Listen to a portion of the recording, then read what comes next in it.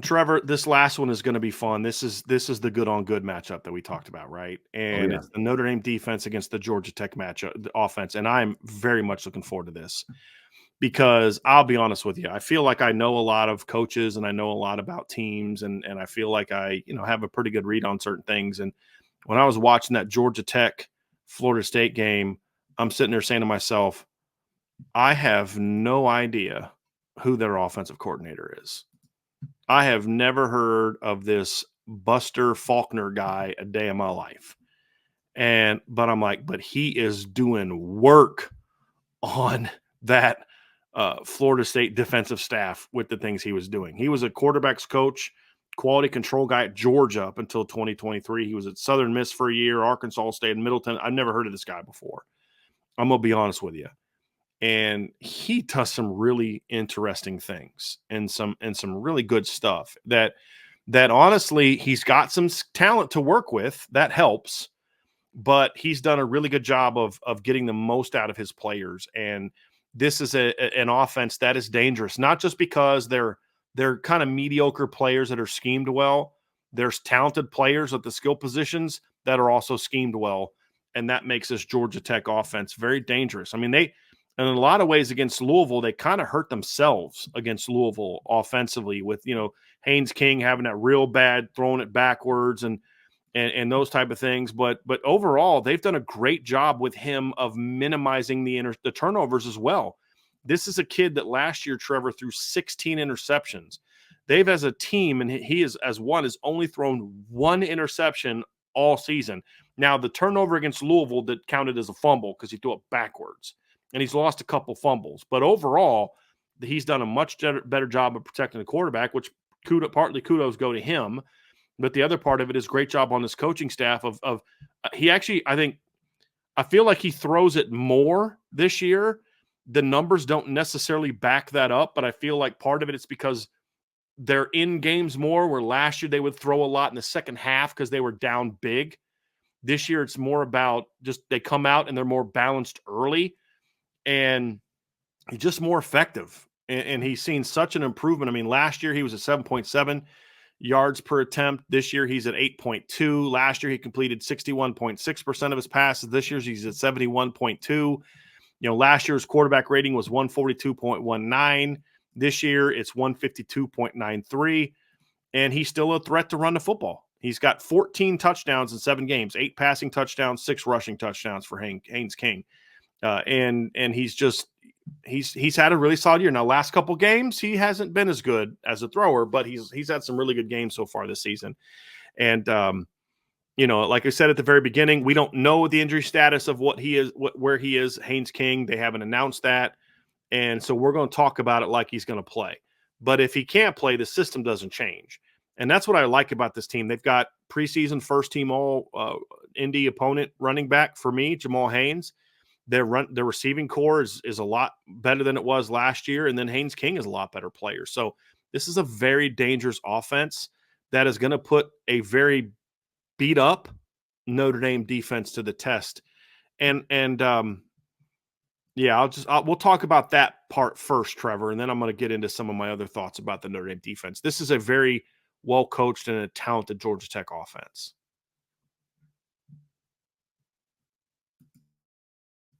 You're muted.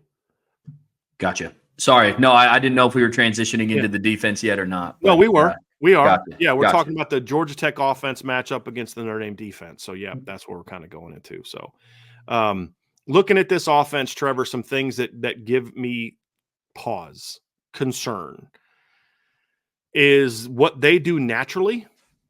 They do a lot of stuff that Notre Dame has struggled with this year. Yeah. A lot of motion. A lot of jet stuff. They do jet motion more than any team that Notre Dame is going to play this year. And because I don't count what Army and Navy do with that orbit motion and stuff. That's not what I'm talking about. I'm talking about the jet. They shift, they motion, they do jets, they run jet sweeps, they do perimeter screens. A lot of that stuff, a lot of that pre-snap, getting the defense kind of on its heels stuff that Notre Dame has had a lot of problems with. They do a lot of that stuff naturally, and they have the playmakers to make it scary for Notre Dame. And that right there, Trevor, is my biggest concern for this game, is Notre Dame is already a young defense, and they're going to be younger now that Benjamin Morrison's out. You're going from a junior All-American corner to a freshman corner who, talented as he may be, he's still not Benjamin Morrison. Right. And you said it to me before the show, they're going to go after him, but they're not just going to go after him the way that Louisville did, just attacking him down the field. They'll do that, but they're going to go after him and the other young players, Drake Bowen, Kingston, Jaden Alsbury, Adon Schuler, with a lot of stuff that only a couple teams have done. Louisville's done it. Northern Illinois has done it, and I don't know why more teams aren't doing it, is using a lot of that motions and shifts to try to get Notre Dame to be moving and communicating as you're snapping the ball. Some teams needed to add it to their repertoire. Georgia Tech already has it. It's who they are.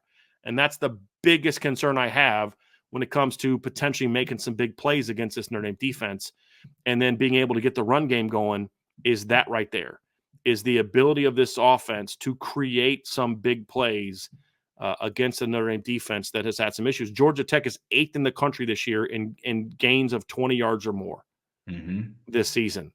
And, they're 12th in gains of 30 yards or more. And what has Notre Dame been vulnerable to this year, Trevor?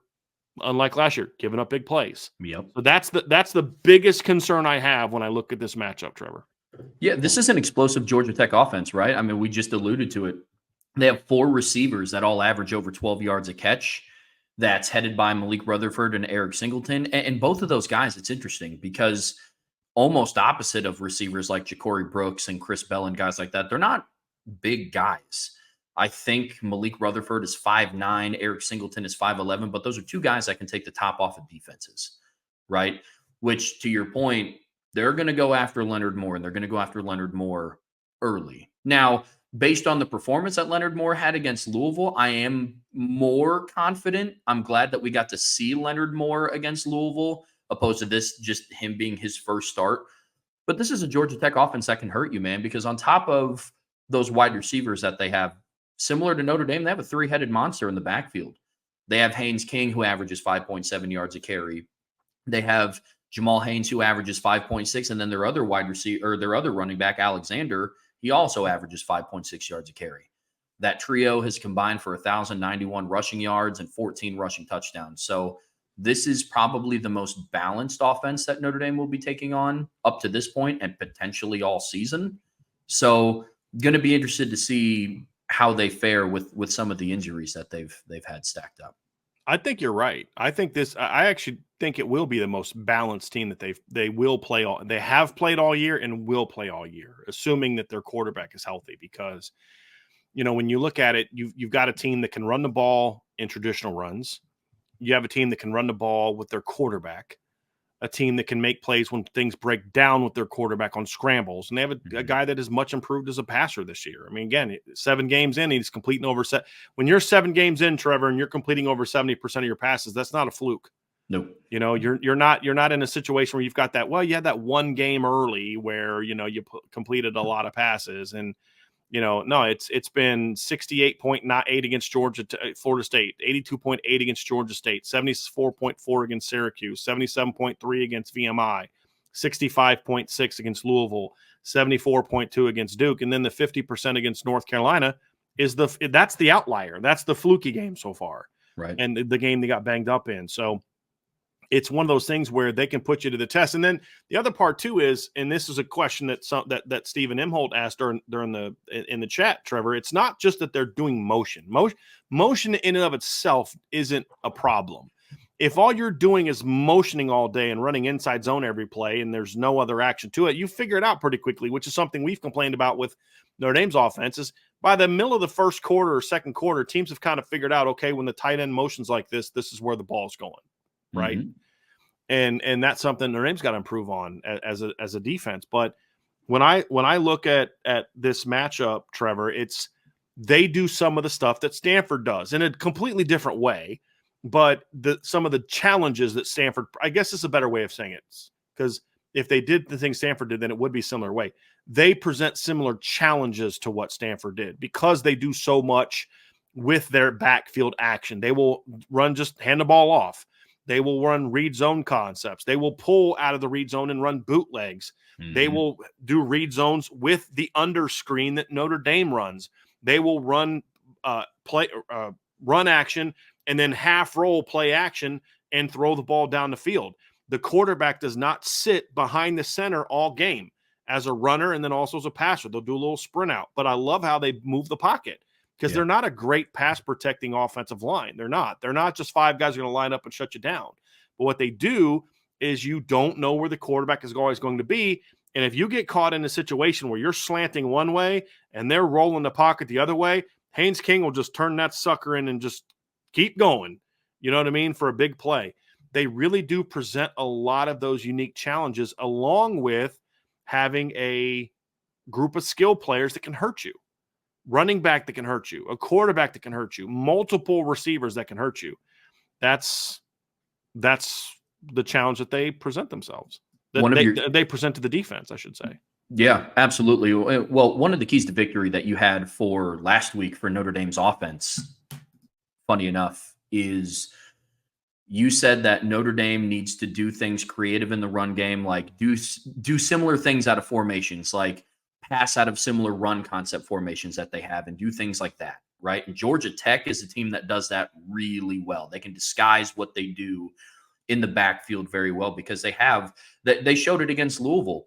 In the first quarter, Georgia Tech's offense was moving the ball up and down the field on Louisville's defense. They were. Go back and watch the game, right? So they do a really good job of disguising certain pass protections. They'll roll the pocket, whether it be on a zone read or to get Haynes King around outside of the pocket. So going to be interested to see what they do to game plan against Notre Dame's defense. And like we've been talking about, the loss to Ben Morrison is going to be interesting to see how Al Golden schemes that, because typically it was, we all know what Al Golden's philosophy is around stopping the run. And it's a concern, but not a top of mind priority. And you want them to play into basically the teeth of your defense, which is the passing game. And up to this point, it has been. Well, now you're kind of asking your defense and a guy in Christian Gray, who it's his second game back after being injured. And it didn't look like he was too banged up, but a little rusty against Stanford. And now a true freshman in Leonard Moore. So it's going to be interesting to see what adjustments Al Golden makes, because this is a team that can hurt you on the ground. Yeah. In a big way. Yeah. And not just with scheme, but also talent. They have 100%. A talented running back and a talented quarterback. The other thing too, Trevor, is, like I said, their offensive line is not really great at pass pro. Like, they're not like, oh man, that's a bunch of future high draft picks. It's not the 15 and 17 Notre Dame offensive line. But then you look at the numbers and you're like, wow, they're really good at protecting the quarterback, right? Like, that's the fascinating thing about it is there's some things you look at them and you're like, well, that's not bad.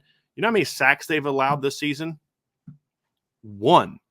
Part of it is, like Notre Dame, Haynes King is, they've avoided some sacks, but overall it's hard to get there because they get rid of the ball quickly. Yeah. And because of how much run action they do, you have to respect the run. So you can't go screaming at the quarterback on play action, because you better hope that you don't go screaming at the quarterback and he handed the ball off to Jamal Haynes. Otherwise, it's going to be, as he showed with that walk-off 68-yard touchdown run last week against North Carolina. Yeah. That guy's a threat to score every time he touches the football. He is a really good running back. And the last time you played a running back like him was the last time you lost a football game. And that's the big thing that concerns me. But it's also why this game is such a show-me opportunity for Notre Dame, right? A lot of stuff that Georgia Tech does is really similar to what Northern Illinois does. A lot of pre-snap movement, a lot of, using this motion to get this guy free and to get this, make your linebackers have to communicate all game, put your safeties in binds, slow your defensive line down. And we're going to run right at you also with our talented, short, athletic, strong running back. Sound familiar? That sounds a lot like the Northern Illinois offense. And so this is an opportunity for this defense to say, okay, again, that was a bad day. Can't deny it, can't change it was a bad day, but that's not who we are. You struggle with this offense, and it's kind of like, yeah, okay, well, you're a really good team, except when you play teams like this, teams that do this. And now you've given the blueprint for teams that you're going to play the rest of the year or in the postseason of, you want to beat Notre Dame? This is how you do it, right? You want to give that defense problems? This is how you do it. Or you're going to make people say, like, dude, I don't really know what you got to do now to beat that defense because they had a bad day, but teams have tried that since then and it hasn't worked. You know what I mean? So that chess match between Buster Faulkner and Al Golden's going to be really fun to watch. And it's another game where you need the defensive line to play at their best. And we'll break that down more tomorrow when we dive into some of the statistical matchups. But the other concern for me, Trevor, when you look at this game is, we talk about Leonard Moore individually. Leonard Moore can play and play at a high level. We liked him coming out of high school. He stepped up and played well against Louisville. Now he's got to start doing it consistently, which is a much different challenge than, hey, I got to step up today, and then Christian comes back next week, and then I'm back to being a rotation guy. You're the guy now. Moving forward, you're the guy, and you're going to get challenged a lot. And how are you going to handle that? And I thought he handled it well against Louisville. It's going to be a different animal now, playing in the boundary where you're going to, a lot of times, one of the reasons why Notre Dame has a boundary corner, Trevor, is because a lot of teams put their best receivers in the boundary. So it's going to be a completely different test. Individually, they can survive losing Benjamin Morrison. Individually, they can survive losing Boubacar Traore. Individually, they can survive losing Jordan Patojo. Individually, they can survive, losing Jason Onye. Individually, they can survive. I mean, just name the injuries we're talking about, and individually, they can survive them all. But my question for you, Trevor, is, or not my question, but my concern that I'm kicking to you is, there's going to be a breaking point. And I talked about this on the show I recorded yesterday. I don't know when that is, where you've just lost too much. You've just lost too much on defense. I don't know that this is it. I don't know that Benjamin Morrison is that injury, but you're now halfway through the season and you've lost 3 starters to season-ending injuries. And another key rotation guy is not playing because of non-injury situations. You're and you've had another guy quit your team in the middle of the season. You're getting to that point now where I just don't know how much more this defense can take. And that's a concern against a team like Georgia Tech. Yeah, I mean, it's a concern against a team like Georgia Tech, and it's a concern moving forward, to your point. I mean, at some point, the well is going to run dry. And that's no knock on Notre Dame as a team. That is a fact of how many available slots you have on a roster, right? Like, it does keeps me awake at night. I mean, it's one of those things that you think about, and it's like, okay, it's not good enough anymore to sit back and say, well, in years past, if Notre Dame loses a guy like Benjamin Morrison, we wouldn't have a Leonard Moore and that is still true. But now you're to the point where there are position groups on that defense where you legitimately can't lose anybody else. And you don't have enough scholarship players right. that were recruited to play cornerback to fill out your 2 deep. Right. Right now. Right. And you're going to start asking a lot of kids that have seen very limited playing time. Now, I mean, Leonard Moore, right now he has the opportunity, kind of looking at this on the flip side of the coin, he has the opportunity to put a lot of concerns to rest. Your first start is against a ranked Louisville team at home where arguably you found out that you were going to be the starting cornerback hours before kickoff because Christian Gray, went through the week of practice and was deemed ungood to go on game day. Your second start is going to be following up a captain's season-ending injury at an NFL stadium against a really good 5-2 Georgia Tech team. So, I want to stay as positive as humanly possible because at one point in time, Benjamin Morrison was a true freshman that had to come in and start, and we know what he turned into. He didn't have to. Right. He fair. Earned his role as a freshman. They had Cam Hart, they had Clarence Lewis, they had Tariq Bracy, they had those guys. He earned that playing time. I understand what you're saying. Jaden Mickey had to play that year once they moved to, at some point in time, but Benjamin earned that spot. But the point is, a freshman came in for whatever reason, and part of the reason Jaden Mickey's gone, part of it, I believe, is because Leonard Moore had already passed him up. Yeah. So, I mean, I think that factors into the conversation as well. Yeah. And to add some context, this does go a little bit beyond Leonard Moore, right? He obviously has the skill set to do it, him as an individual player, but injuries as a whole on this defense are starting to become a major area of concern. because not only do you still have the bulk of your schedule, you have arguably two, like you have some of the grittier games ahead of you. Georgia Right. Tech is a hard hitting football team that are going to want to run the ball. You want to talk about a hard hitting football team that wants to run the ball. 7 days after you play Georgia Tech, you go and play Navy, a team that will absolutely run the ball and force running the ball. Yeah. So, it's there's a lot of concerns coming up down the road to where on a week to week basis, Notre Dame can go out and they can beat Georgia Tech with Leonard Moore, cornerback. Absolutely. Well, But it's the concerns for me that come down the road that those are the things that kind of keep me up at night. right. It's, Salty just had a great analogy. He says it's like playing a game of Jenga, Mm, right? Where which piece that you pull out is going to cause the whole thing to collapse, right? yeah. And the good news for Notre Dame is they do have a couple games coming up against Army and Navy that are not games that were necessarily going to be big Boubacar Traore games. They were not necessarily games that are geared towards Benjamin Morrison doing what Benjamin Morrison does best. Mm-hmm. I mean, honestly, even if Benjamin Morrison was healthy, I would have considered maybe putting Jordan Clark at safety or at corner in that game, in run support. So, especially against Army. But it's like you said, it's the cumulative effect of it. And as more guys have to get more snaps, as more guys have to play more because this guy's out, Gabriel Rubio is being thrust into a much bigger role now coming out of his injury than maybe he otherwise would have been with Jason Onye still playing. But now that he's not out there and his issue is not an injury, it's something different. You get what I'm saying? So it's like it's just that cumulative effect of just wear and tear on guys. And again, that's why it's important for the offense to come out and do their job and hopefully help this defense out a little bit. But you also then have to counter it with, we were kind of concerned about how they were going to handle losing Botelho and Burnham. And then you go out on Saturday and Josh Burnham and Junior Tuilamaka play great football at the Viper position. And it's like, you're just fine. The other thing too is this is actually a game that's geared more towards the strengths of Josh Burnham and Junior Tuilamaka than it actually is Boubacar and Jordan Botelho, because this is a team that is more of you got to have a D-line that can shut down the run than a D-line that necessarily is great at getting after the quarterback.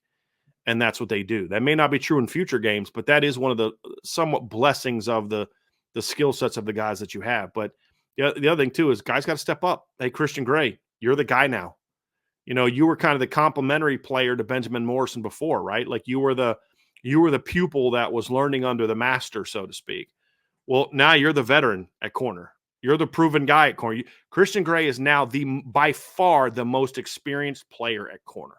By far. He's halfway through his sophomore year. He's got five career starts because he didn't start against Louisville. And that's quite a lot to put on him. A Don Schuler, you can't have any second half sophomore slump. You got to play at a high level. The nice thing though is so far, this defense has done a great job of next man in. You lost Jack Kaiser at halftime of the Louisville game. Did notice. And I don't mean that as a shot at Jack Kaiser.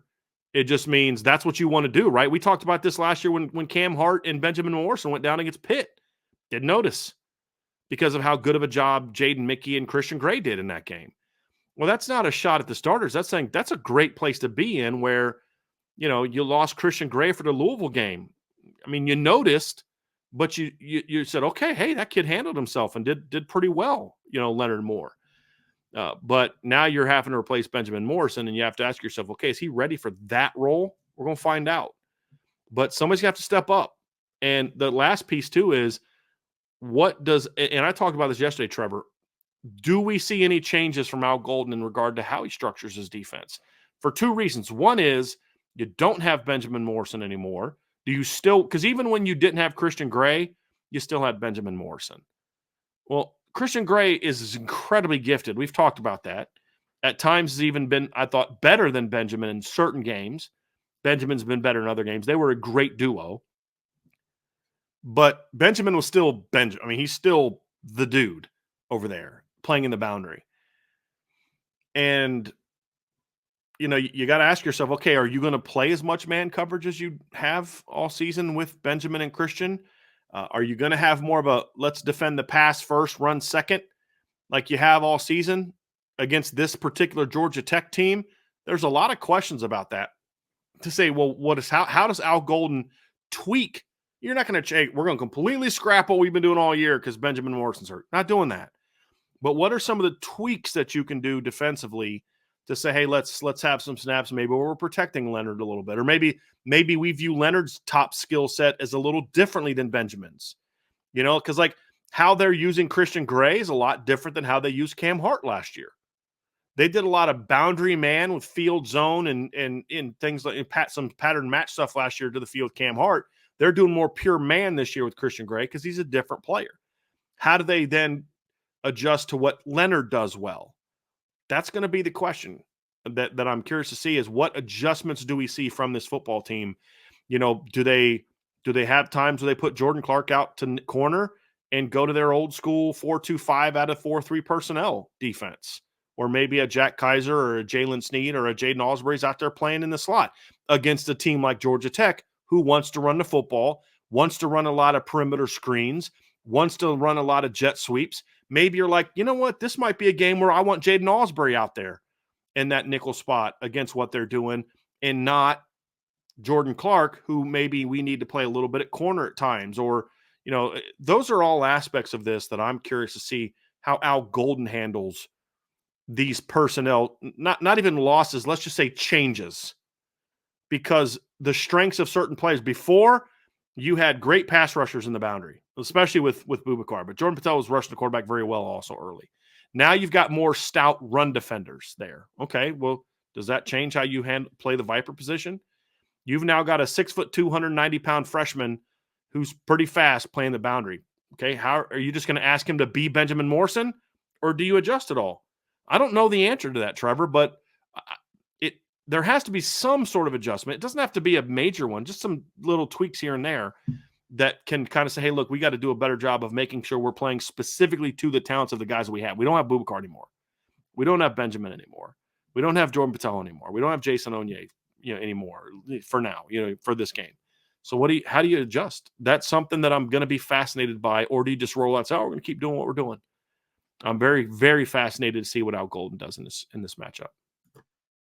I talk a lot about complementary football, and I think that picking up I don't want to say the slack, but the burden, because you don't want to just put all this burden on a true freshman who has one start under his belt. It's like, all right, you're filling in for Ben Morrison. Good luck, kid.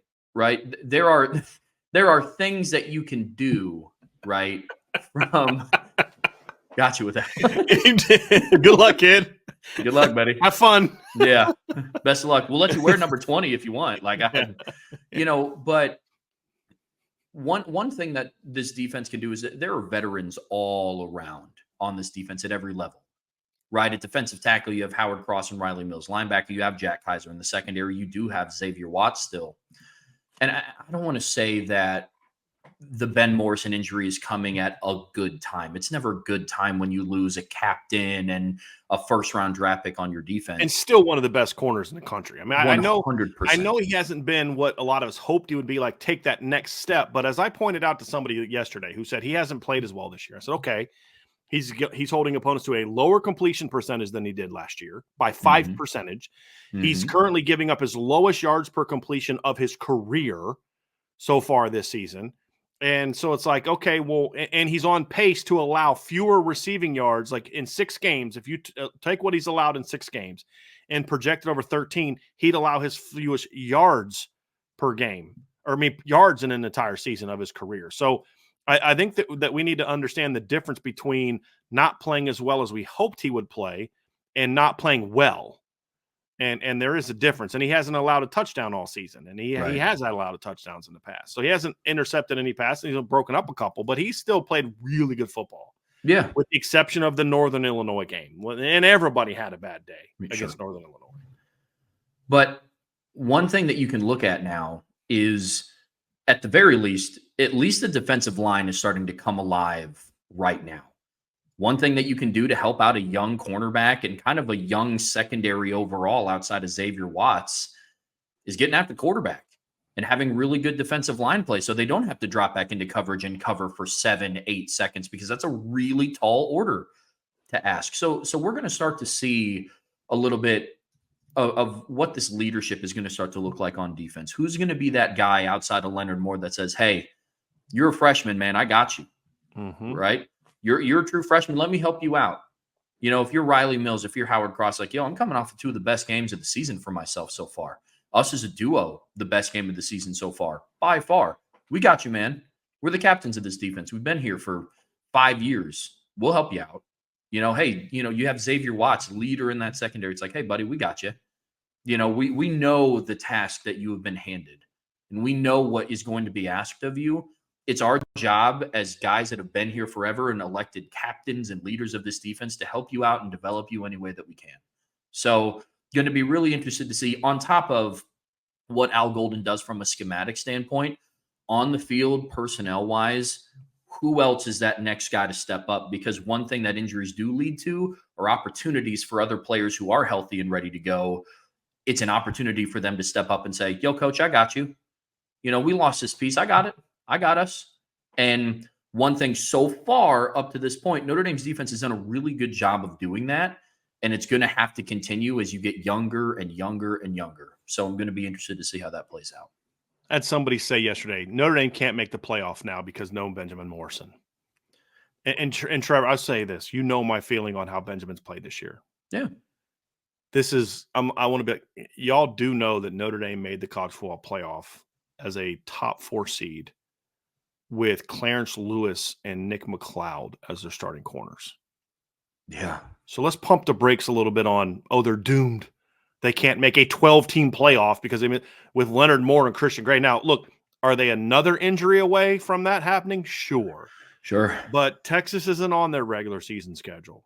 Ohio State and Oregon aren't on their regular season schedule, right? I mean, like Leonard Moore is still more physically talented than most of the receivers he's going to match up between now and the USC game, right? I mean, like, is it going to be tougher? Is the margin for error smaller? But I'm like, let's just not forget that Notre Dame did make a playoff as a 4 seed in a year where they won the ACC championship regular season with Clarence Lewis and Nick McLeod, who was a nice player for Notre Dame. Glad they had him. So glad they had him. He's a nice player.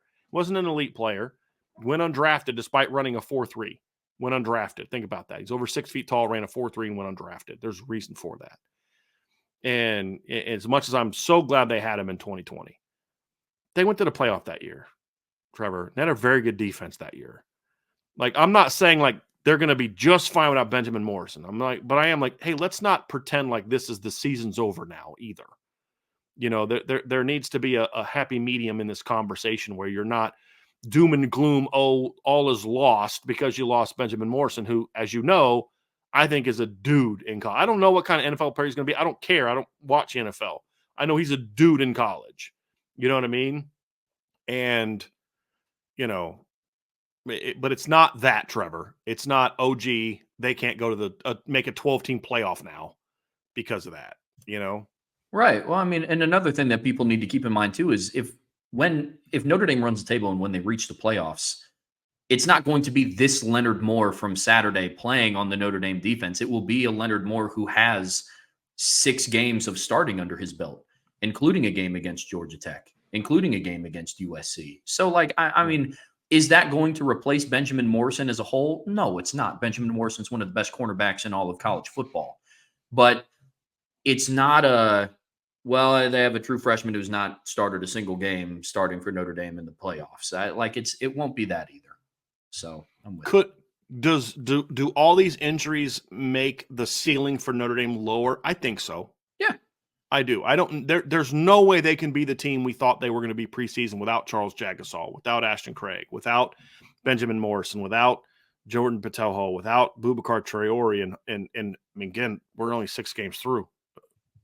Based on the pace we're going at, these aren't the last ones, you know, unfortunately, but they're not at that point yet. But my point at the beginning was there will be a breaking point.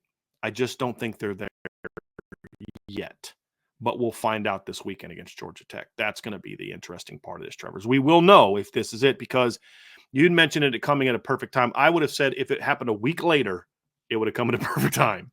Georgia Tech's that last team. I'm like, when I look at Eric Singleton and I see the kind of job he's done this season as a receiver, and when I look at, you know, the ability to get the ball in space to Malik Rutherford, who actually leads them in receiving, not Eric Singleton. But I even the Avery Boyd kid at tight end is a solid player that can hurt you if you're not careful. You know what I mean? So you look at it and say, man, there's some matchups there. I would have loved to have had Benjamin Morrison this week, but you don't have them. So what are you going to do? And we're going to find out from Al Golden and Mike Mickens and this defensive staff. What are you going to do? I think you made a great point, Trevor. Who steps up? This is where leaders truly shine. This is where ball players really step up. All right, so we don't have Benjamin. So we have two choices as a team. One, we can piss and moan and whine and complain and use it as an excuse for why we don't play to our potential. Or B, we say, okay, we don't have Benjamin. All right, who's going to step up? Well, Leonard, number one, you got to step up. Go handle your business. But don't worry, we got you because we promise you this weekend the quarterback won't have a whole lot of time to throw the football because we're going to handle our business. Don Schuler say, hey, man, I got you. You don't worry. I'm going to take care of you over the top. I'm going to, you let those guys work those in cuts on you. I'm going to lay them out. We got you. We're going to put them in second and longs and third and longs because we're going to stuff the run. You know what you got to do. That's what teams do, right? You lose guys, who steps up? We saw that in 2015. I mean, by the end of the second game in 2015, Notre Dame had lost their starting nose tackle, Jerron Jones. They'd lost their starting nickel and Sean Crawford. They lost their starting quarterback in Malik Zaire. They lost their starting running back in Torian Folston. They had lost their starting tight end in Durham Smythe, who didn't come back, I think, until the postseason. And there was a couple other injuries that I always forget from that team. But that was a team that was banged up early. By game 2, they were missing all those guys, and they were a pretty darn good football team that year. The only teams that beat them were 3 top 5 teams. And 2 of those games were down to the wire. Game was won or lost in the last minute of the game in the regular season to Ohio State or to Clemson and Stanford. So it's going to be who steps up, who wants it, who's going to say, okay, we're down here, my chance to step up and show that we're going to be okay. And you know who else can help with that a ton? Number 13 on offense. Right? Number 5 on offense, number 10 on offense, number 88 on offense, number 1 on offense, number 4 on offense, number 24 on offense, and all them big boys that weigh over 290 pounds. Right? I didn't want to name all their numbers. That's where it's at. It's like, hey, offense, we need you guys to step up and help us out. Hey, we're handling business over here. We just held Stanford to 7 points without all these dudes. We talked about the Louisville game. Think about all the guys they were missing and still kept Louisville in check and won that football game. Yeah. Right. They allowed the offense to kind of go into, run out the clock mode because they knew that they couldn't score enough on their defense to win that football game. Right. So, hey, we've done our part. We need you guys to help us out now. We need you guys to come out of this game and jump on them early, put them behind the sticks, get them out of what they want to do. Because, hey, if we jump up on them like we did Louisville, you can run the ball on us all day. You keep running that clock.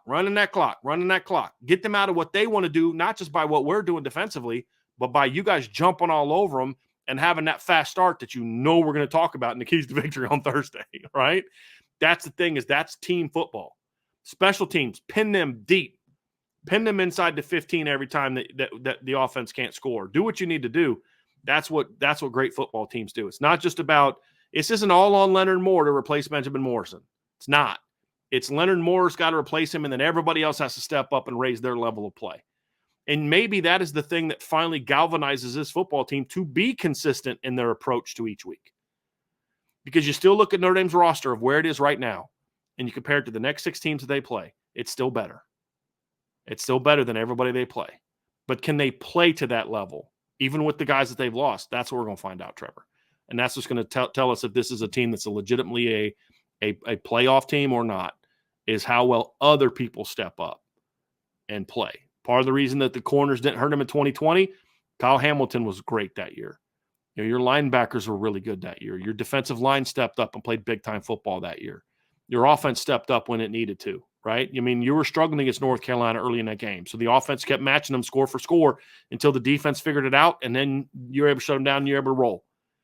And that's great team football. Can Notre Dame play great team football? They're going to need to win this game. And if they win this game, then we're not going to have this no Benjamin Morrison conversation again until we get to Florida State, because it's not going to be a conversation that really matters as much against Navy. And it's not going to be a conversation that matters much against Army, but against, Florida State, Virginia, and USC, it will matter a little bit more. Got to get through this game with a W. End of the day, Trevor, a W is what they need. Yep. Yes, it's be nice to have an impressive resume building performance, but at the end of the day, 6 and 1 are the only the numbers that matter at the end of the day. If we're being honest, just have a 6 in the win column and a 1 in the loss column at the end of the game, and you're going to be fine. 100%. And make sure Georgia Tech gets that number 3 in their loss column. At the end of the day, that's what matters. And then you can, have the Navy week and then bye week and figure some stuff out, and then hopefully get rolling the last 4 games. So anything else to add, Trevor, before we get out of here? Nope, I'm good, man. Well, hey, look, everybody, thank you all for being with us again. We really appreciate y'all very, very much. Again, happy birthday to Larry Wind. I did not know this. Again, Larry Wind, 65, graduate of Notre Dame, big Irish Breakdown fan. He now is a Shamrock Club member on the board. But I didn't know this either. Yesterday was Tommy Gunn's birthday, T. Gunn's birthday yesterday. So my man, Tommy's one of the OGs, man. So we appreciate you very much. Happy birthday, happy belated birthday to you too, my friend. And stay safe out there on the roads. Everybody, thanks for being with us. Hit that like button, hit the subscribe button, hit the notification bell. Tonight, 5 o'clock, IB Nation Sports Talk. Trevor, will you be with those guys tonight, or are you gonna be on with Sean at all this week, or are you getting the week off from the night show? Getting the week off from the night show, I believe. I'll be back on with IB Nation Sports Talk on Monday. There we go. Week. That's what I'm talking about. So IB Nation Sports Talk, 5 o'clock here on the Irish Breakdown channel, folks. You can always find our written content at irishbreakdown.com if you want to sign up for the premium board where we have our intel, our film breakdowns, our stats breakdowns, all those type of things. That's boards.irishbreakdown.com. So just so you guys are clear, there is a difference. Definitely check all that stuff out. Like I said, I'll have my Stanford breakdown. Part of it will be at tonight. Some more of it will come up tomorrow, late tonight, because of all the craziness of yesterday. We're behind a little bit on that. But the stat breakdown is done, Trevor. I just got to do the video now. And we'll get that done here soon. So have a great rest of your day, everybody. Thanks for being with us. Trevor, great job today. We'll be with all of you again very soon on the Irish Breakdown podcast.